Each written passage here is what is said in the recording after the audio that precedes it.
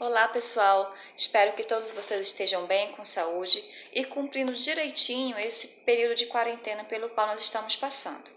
Hoje a gente vai conversar um pouquinho sobre alguns gêneros textuais que nós vimos agora nesse primeiro bimestre.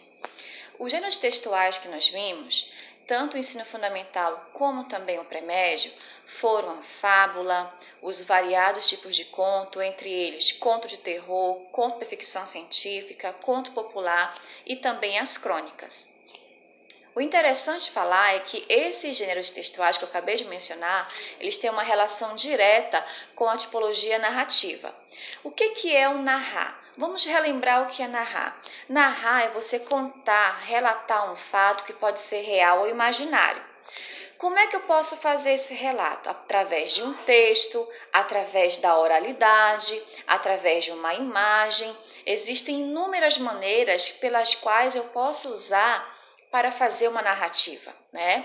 Dentre esses, para que eu possa produzir esses gêneros, eu também disponho de alguns elementos pertinentes da narrativa, alguns elementos que são relacionados à narrativa. Logicamente que o texto narrativo ele possui uma estrutura básica, como outro qualquer, introdução, desenvolvimento e conclusão.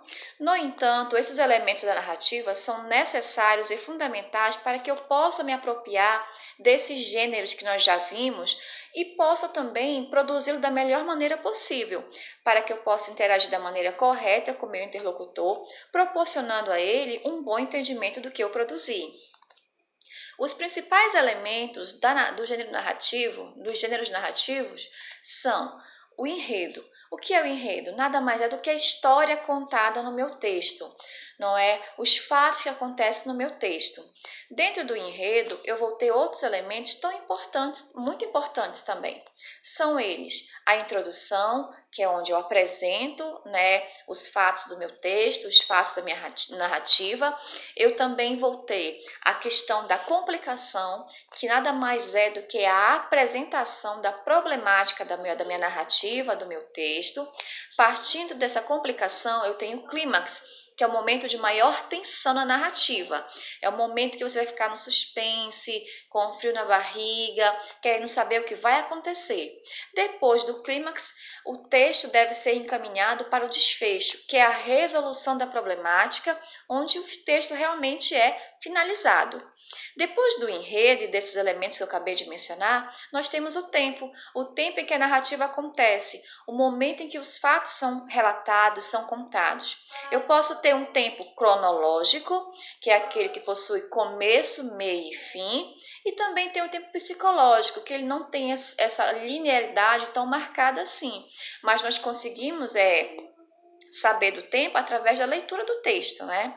Logo em seguida, nós teremos o local, né? O local onde os fatos acontecem, na rua, numa fazenda, numa igreja, no sítio, em qualquer lugar. Eu preciso delimitar, mostrar para o meu interlocutor onde é que a narrativa está sendo desenrolada, né? Além disso, eu também vou ter a relação do narrador. Narrador em primeira pessoa é aquele que narra e participa dos fatos narrados. Narrador em terceira pessoa é aquele que só narra, mas não se envolve nos fatos. Por último, mas não menos importante, nós temos a relação dos personagens.